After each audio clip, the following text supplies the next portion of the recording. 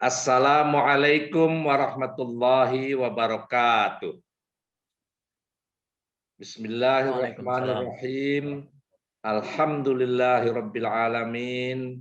Wassalatu wassalamu ala asyrafil anbiya'i wal mursalin wa ala alihi wa ashabihi ajma'in. Amma ba'd.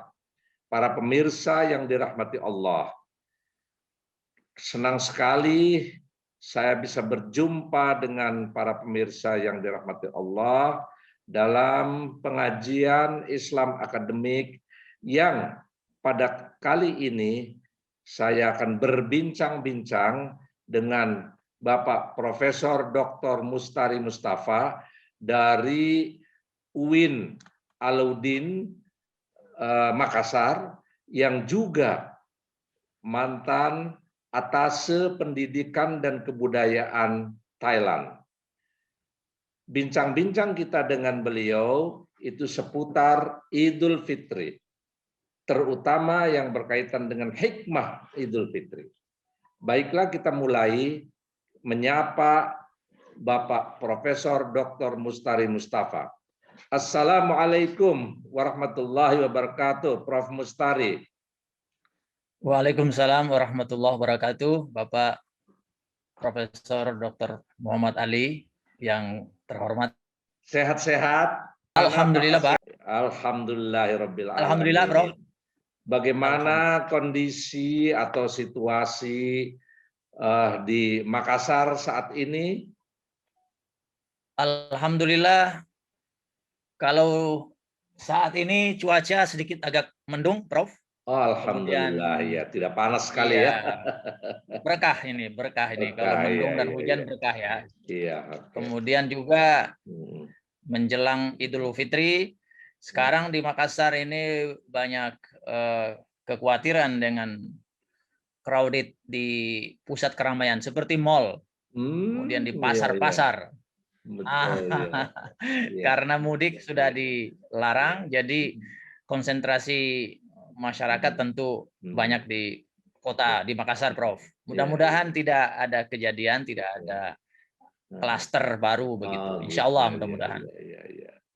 Alhamdulillah, mudah-mudahan kita semua, khususnya umat Islam, baik di Makassar dan di seluruh wilayah Nusantara ini, juga umat Islam di seluruh dunia, selalu dilindungi oleh Allah Subhanahu wa Ta'ala.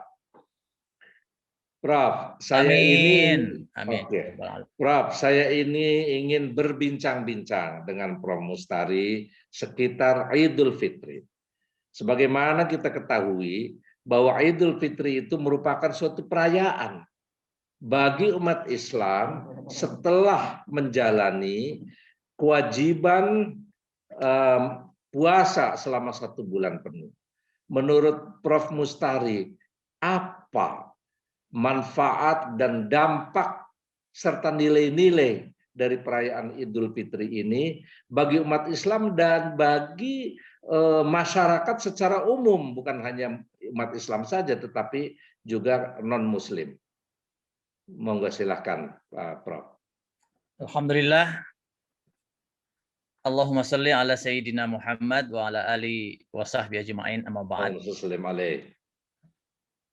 Pertama-tama sebuah kesyukuran bagi saya untuk bisa hadir bersama kegiatan atau pesantren Bina Cendekia yang dibina oleh Bapak Profesor Dr. Muhammad Ali ini. Sebuah kesyukuran, sebuah berkah, dan saya ingin memulai dengan apa manfaat dan nilai-nilai Idul Fitri ini. Sebagai pertanyaan apa, Idul Fitri ini kita bisa sebut sebagai puncak dari kegiatan puasa. Karena di bulan puasa ini kan kita secara umum melakukan kegiatan pensucian jiwa dan raga, pensucian diri dengan melakukan semua perintah dan menghindari semua larangan di bulan puasa, yang intinya adalah untuk mensucikan jiwa dan raga manusia. Jadi puasa dengan kegiatan pensucian diri ini yang kemudian berpuncak pada Idul Fitri ini, maka sebagai rangkaian yang tidak terpisahkan puasa dan Idul Fitri, atau sebetulnya ada satu lagi yang di tengah itu, Prof, yaitu zakat fitrah, atau kita menyebutnya sebagai pensucian jiwa, mengeluarkan kewajiban kita, melaksanakan kewajiban mensucikan jiwa. Maka puasa, zakat, Idul Fitri satu rangkaian yang sangat mantap, kemudian disebut sebagai hari kemenangan yang disebut sebagai Idul Fitri. Kemenangan dari apa? Ya, kemenangan dari keberhasilan kita dalam satu perjalanan yang panjang, meskipun hanya disebut beberapa hari oleh Allah Subhanahu wa taala, ayyaman ma'dudat, bahwa hitungan harinya cuma 1 bulan, itu hanya beberapa hari saja. Tetapi 1 bulan atau 30 hari ini isinya adalah penuh dengan atau satu rangkaian ibadah yang pusatnya pensucian diri, melaparkan perut, menghauskan kerongkongan, dan seterusnya, itu yang tujuannya agar kita punya kesucian jiwa dan raga. Sehingga hari fitrah adalah hari suci, kesucian. Karena itu pula Islam itu juga disebut sebagai Prof, sebagai hari atau sebagai agama suci, agama fitrah, sebagai ad-dinul fitrah. Fakalidini fitratallahillati. Ya, di sini juga sebetulnya Idul Fitri ini adalah hari di mana kita umat Islam menemukan jati diri kita sebagai penganut agama fitrah. Kita menemukan kembali ada perkawinan sejati antara penganut seperti kita umat Islam dengan agama yang kita anut, yaitu agama fitrah. Dengan demikian maka kesucian antara agama kita, agama Islam, dengan kita sebagai penganutnya akan melahirkan manfaatnya untuk masyarakat. Nah, ini yang Bapak Prof tadi tanyakan, ini sangat relevan sekali, bahwa semua agama yang diturunkan oleh Tuhan yang Maha Kuasa, mulai dari Nabi Ibrahim sampai Nabi Isa hingga ke Nabi Muhammad, semuanya adalah ajaran untuk membuat manusia lebih baik, atau buat semua lebih teratur begitu. Nah, kenapa kemudian Islam muncul? Karena agama atau nabi-nabi sebelum Nabi Muhammad itu membawa juga ajaran sama dengan Nabi Muhammad, yang oleh Nabi Muhammad disebut sebagai Khatamul Anbiya wal Mursalin, sebagai penutup para nabi dan para rasul. Artinya ada kesinambungan ya Prof ya, ada kesamaan sebetulnya, atau kita sebut saja bahwa ajaran Nabi Muhammad atau Islam itu merupakan bagian yang tak terpisahkan dari ajaran agama-agama yang sebelumnya, seperti agama Isa, agama Musa, agama Daud, agama Ibrahim, dengan kitab-kitabnya, Suhuf Ibrahim, Taurat, Zabur, Injil. Nah, isinya semuanya adalah agar manusia, umat manusia hidup lebih beradab, hidup lebih fitrah, hidup lebih teratur, tidak saling melakukan kerusakan dan seterusnya itu.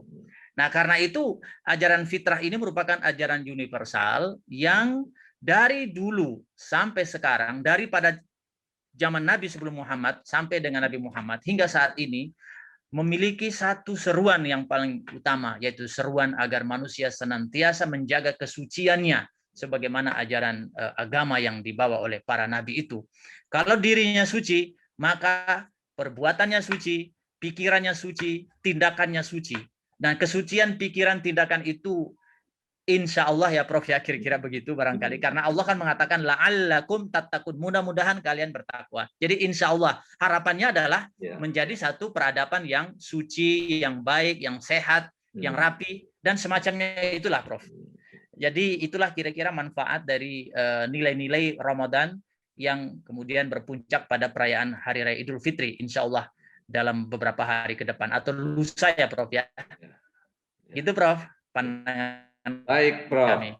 Kemudian kalau kita, atau tadi disebutkan oleh Prof Mustari bahwa rangkaian itu di antara Ramadan atau puasa bulan Ramadan dan Idul Fitri, itu ada satu amalan yang disebut dengan zakat fitrah.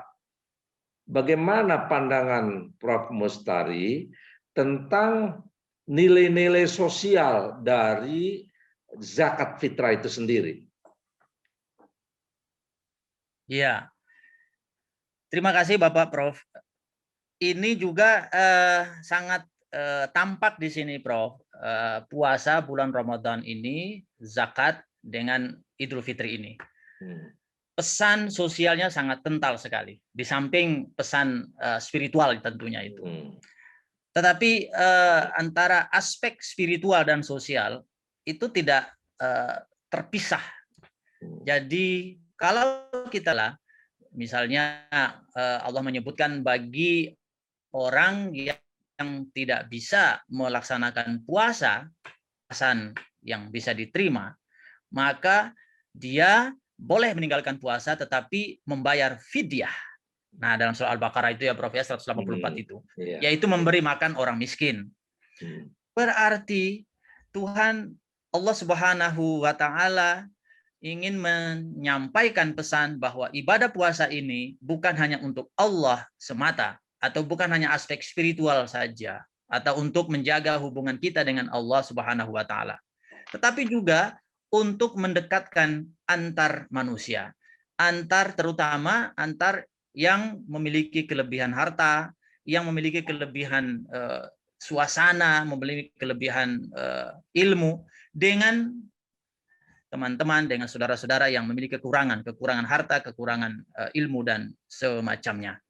Karena itu pesan untuk membayar fidyah itu sama dengan ini kan ya Prof ya, sama dengan ajaran kepada umat manusia agar selalu menjaga kesalehan sosial, selalu menjaga kepedulian antar sesama. Memang ini hanya 30 hari, tetapi ada satu ada salah satu aturan di dalam bulan puasa ini, bagi yang tidak bisa puasa bayar fidyah atau ganti dengan membayar makan orang miskin. Jadi Allah tidak mengatakan puasa lagi atau puasa lagi, tetapi membayar makan. Nah, berarti ini sangat kental pesan sosialnya, sebagaimana apa yang disampaikan oleh Bapak Prof. Muhammad Ali. Nah, pada akhir puasa ada perintah sebagai salah satu pokok atau rukun Islam, itu membayar zakat. Jelas, seolah-olah di sini merupakan pengunci dari pesan sosial di bulan Ramadan itu tadi.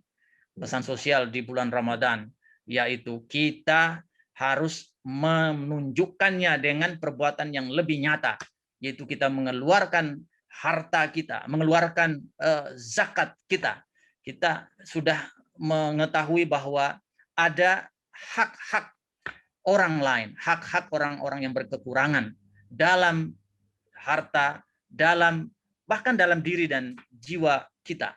Karena itu kita harus memperlihatkan, membuktikan bahwa sebagai bagian dari orang lain, sebagai bagian dari masyarakat, maka dengan zakat fitrah ini kita mendeklar bahwa kita hidup saling membantu.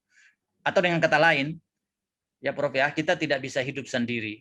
Kita secara naturally, hukum alam sunatullah, kita memang harus hidup bersama-sama, tidak bisa hidup sendiri-sendiri. Begitu Prof, menurut saya tentang pesan zakat fitrah itu.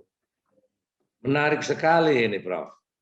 Kemudian selain kita mengeluarkan zakat, kita dianjurkan sunnah muakkadah hukumnya, yaitu melaksanakan sholat id, dan selain sholat id, ada kebiasaan-kebiasaan kita sebagai muslim, sesama muslim, itu bersilaturahim. Sebetulnya pesan-pesan moral apa dari amaliyah-amaliyah selama kita menjalani Idul Fitri itu? Mohon penjelasan, Prof. Saya teringat dengan satu ayat Al-Quran yang sering disampaikan oleh para ulama ya Prof ya, oleh para mubalik kita itu. Di sini dikutip, wa ma arsalnaka illa rahmatan lil alamin. Itu menyampaikan tentang pesan kerasulan Rasulullah Muhammad sallallahu alaihi wasallam lil alamin. Di sini ada korelasi yang sangat dekat, Prof. Pesan ini, ayat Al-Quran ini, dengan rangkaian ibadah yang dilakukan oleh umat Islam, termasuk di dalamnya puasa, zakat, sampai kepada Idul Fitri. Idul Fitri yang kita lakukan dengan mula-mula melaksanakan sholat, kita bertakbir. Nah, takbir ini menarik juga ya, Prof ya. Dalam Al-Quran disebutkan bahwa kita akan sempurnakan puasa kita dengan bertakbir, gitu kan. Jadi memang ini adalah satu simbol bahwa perjuangan kita yang begitu panjang, perjuangan untuk selalu menumbuhkan sifat-sifat solidaritas sosial tadi itu, sifat-sifat untuk selalu care kepada sesama manusia. Ini merupakan sikap yang memang tidak mudah untuk ditumbuhkan, karena memang sifat manusia untuk juga kikir, untuk individualistik, untuk juga merasa kuat sendiri, itu juga sangat sangat sulit untuk dihalau, untuk dihilangkan. Karena itu puasa yang setiap tahun Allah Subhanahu wa taala tujuannya memang untuk selalu mengeliminir begitu ya Prof ya, untuk menghilangkan sikap-sikap seperti itu. Nah, karena itu seolah-olah memang ada satu perjuangan berat ini dalam hidup dan kehidupan kita, yaitu perjuangan untuk selalu memunculkan sifat sikap saling membantu, sikap respect kepada orang lain, sikap untuk selalu memberikan memberikan kelebihan-kelebihan kita kepada yang membutuhkannya. Nah, pesan-pesan puasa yang kita simbolisasikan dalam bentuk puasa, kita laparkan diri kita hauskan diri kita perlemah diri kita. Sebagaimana itu adalah situasi orang-orang yang berkekurangan tadi itu, lemah, tidak berdaya, dan seterusnya itu.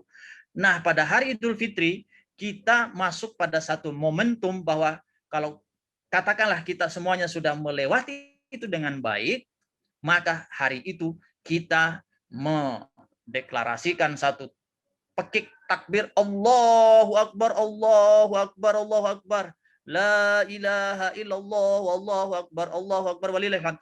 Ini adalah pekikan, satu ungkapan bahwa kita ingin menancapkan sikap atau katakanlah karakter ke sesama manusia. Dan tidak cukup kita hanya melakukan itu di lapangan, di musola, atau di masjid, atau mungkin sekarang di rumah ya Prof ya, karena ini pandemi ini ada sholat di rumah. Masih tidak hanya ada cukup izin di rumah kita untuk dilakukan. Kalau di tempat kami masih ada izin dilakukan.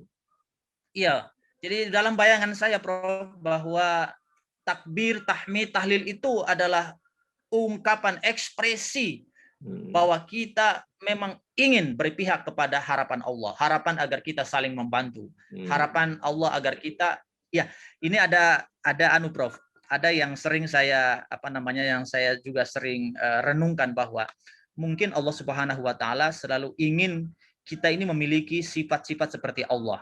Dari kata-kata la'allakum tattaqun itu ya Prof ya. Allah itu Maha Pengasih, Maha Penyayang, dan sekaligus juga Allah Maha Tegas, Maha Disiplin, Maha Teliti. Jadi kombinasi sifat-sifat Allah ini yang Allah harapkan ada pada diri kita setelah kita puasa, atau sebelum kita akan menemui kembali bulan puasa di tahun berikutnya. Ada 11 bulan kita diharapkan oleh Allah mempraktekkan sikap-sikap itu. Nah, di bulan atau di hari Raya Idul Fitri ini kita bertakbir bahwa selalu kita mengatakan begini ya Prof ya. Siap ya Allah, kami akan menjadi orang-orang yang pengasih, penyayang seperti dirimu ya Allah. Dan kita tambahkan lagi takbir, tahlil, tahmid itu dengan kita melakukan silaturahmi tadi yang kata Bapak Prof tadi itu. Kita silaturahmi karena itu merupakan rangkaian operasional, atau katakanlah itu tadi adalah ucapan. Nah, sekarang kita operasionalkan dalam bentuk tindakan, yaitu bersilaturahmi. Kita mendatangi sanak saudara kita saling bermaaf-maafan. Jadi untuk memperlihatkan apa yang kita sudah, ya semacam resolusi kita di bulan Ramadan, kemudian kita zakat, fitrah, dan kita ucapkan secara gegap gempita dari takbir itu dengan melakukan silaturahmi, kita saling berbagi, kita berinfak sedekah, dan seterusnya itu Prof. Termasuk juga kita kan, ya mungkin juga ini ada perdebatan, tetapi yang namanya menggunakan pakaian yang bagus, yang baru, dengan wangi-wangi parfum, ini kan identik dengan ya Prof ya, dengan dengan karakteristik ilahi itu. Allah itu Maha Jamil, Maha baik, tidak kalau mau disebutkan secara bebas, tidak suka yang kotor, tidak suka yang bau-bau. Jadi memang ini ekspresi agar kita betul-betul membumikan betul itu kualitas langit ilahiyah dalam praktek keseharian kita di muka bumi ini. Begitu Prof. Dalam pikiran saya, Pak Prof. Muhammad Ali. Menarik sekali itu penjelasan Prof. Mustari ini. Nah, pertanyaan berikut begini, Prof. Kita kan selama 1 bulan itu kan dilatih untuk peduli sesama, orang yang lapar dan sebagainya, juga untuk berbuat baik, dan di akhir juga kita bersilaturahim dengan sesama kita, sesama muslim, apalagi saudara dan sebagainya, kerabat kita dan sebagainya. Nah, apa ini hubungan dari apa yang kita lakukan selama bulan Ramadan sampai puncaknya di hari raya Idul Fitri itu dengan keharusan kita dalam kehidupan sehari-hari setelah selesai bulan Ramadan dan Idul Fitri atau selama 11 bulan berikutnya? Itu apa itu keterkaitannya itu? Mohon penjelasan, Prof. Kalau kita misalnya kembali, saya tadi Prof, ya, saya selalu merenungkan ini Prof, kata-kata apa namanya ini. Allah menyebutkan misalnya kutiba alaikumusiyam kama kutiba alal ladzina min qablikum. Allah wajibkan kepada kita untuk berpuasa. Kalau sampai di sini saja kan sudah cukup sebagai satu syariat yang lengkap, kita wajib berpuasa. Tapi ada penjelasan tambahan lagi di situ oleh Allah, kama kutiba alal ladzina min qablikum. Itu juga merupakan kewajiban atau merupakan tradisi yang sudah dilakukan oleh umat sebelum kalian. Jadi ada penjelasan tambahan dari Tuhan bahwa puasa ini bukan hanya sekedar kewajiban. Artinya wajib dalam pengertian kalau kamu laksanakan dapat pahala, kalau kamu tinggalkan dengan sengaja dapat dosa. Kan itu sudah cukup dalam aturan fikih.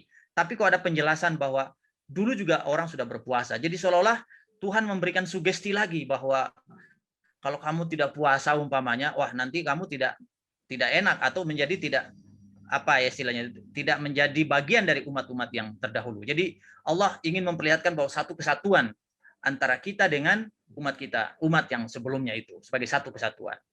Lalu Allah mengatakan lagi la'allakum tattaqun, agar kalian selalu terjaga hubungannya, atau kita sebut saja agar kita dekat dengan Tuhan.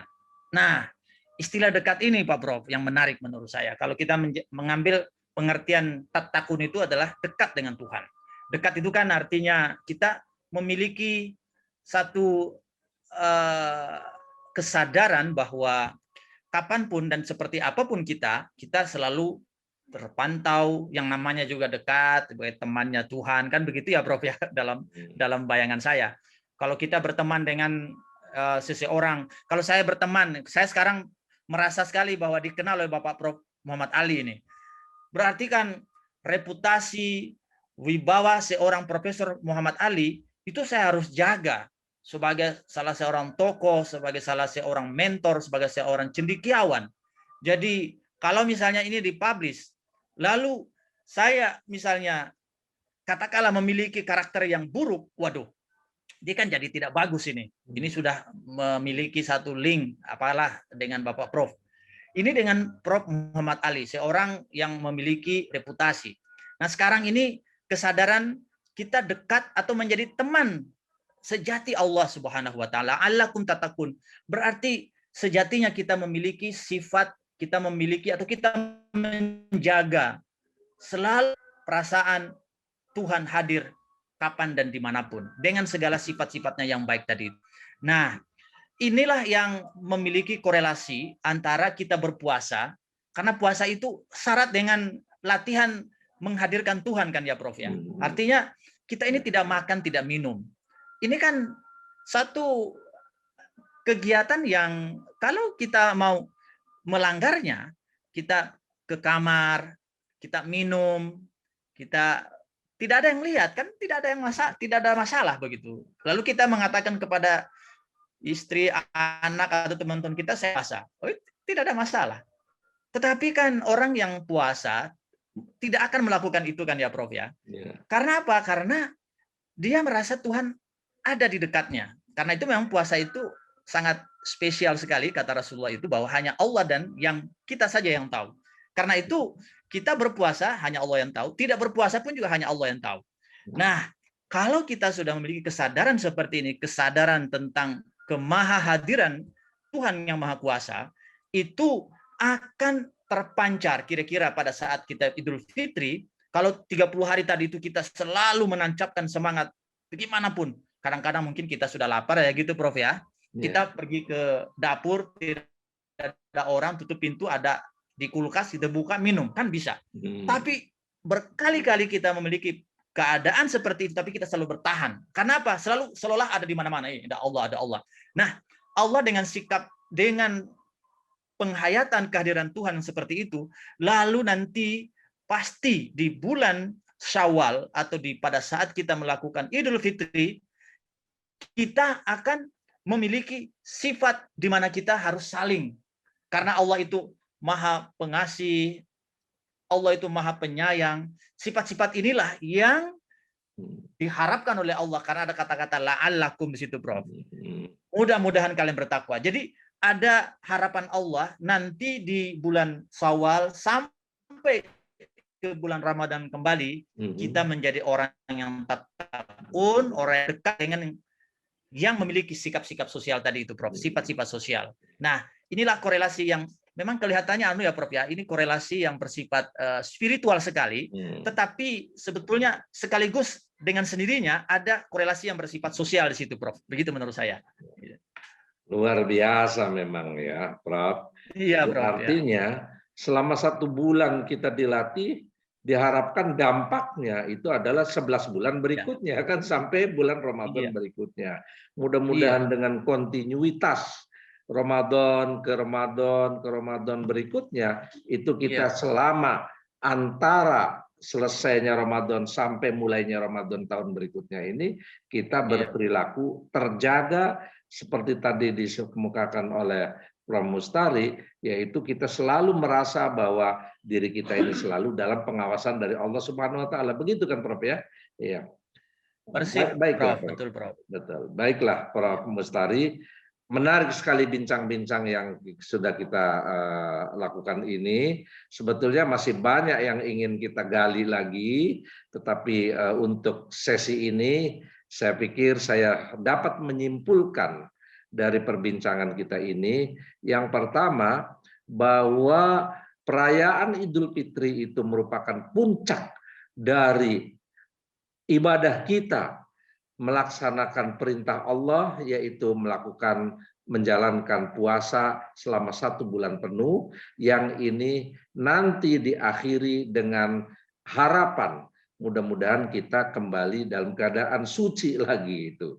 Kemudian kita juga membayar zakat di tengah-tengah antara ibadah Ramadan, puasa Ramadan, dan penyelenggaraan atau pelaksanaan Idul Fitri, yaitu zakat. Ini punya nilai-nilai sosial yang sangat luar biasa, juga nilai sosial yang dilandasi spiritual Islami yang sangat luar biasa.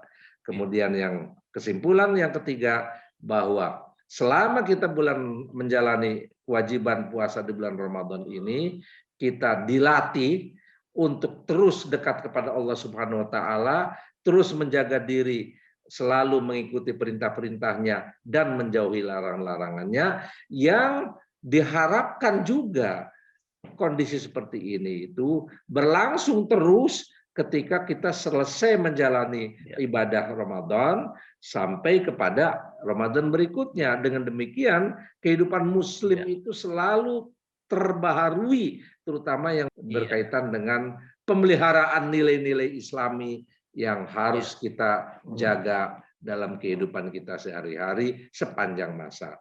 Luar biasa. Terima kasih Prof. Mustari dan para pemirsa yang dirahmati Allah. Semoga ini menjadi renungan kita semuanya, dan semoga ini merupakan pegangan kita dalam menjalani kehidupan setelah berakhirnya bulan Ramadan ini sampai bulan Ramadan berikutnya, dan mudah-mudahan Allah selalu melindungi kita semuanya.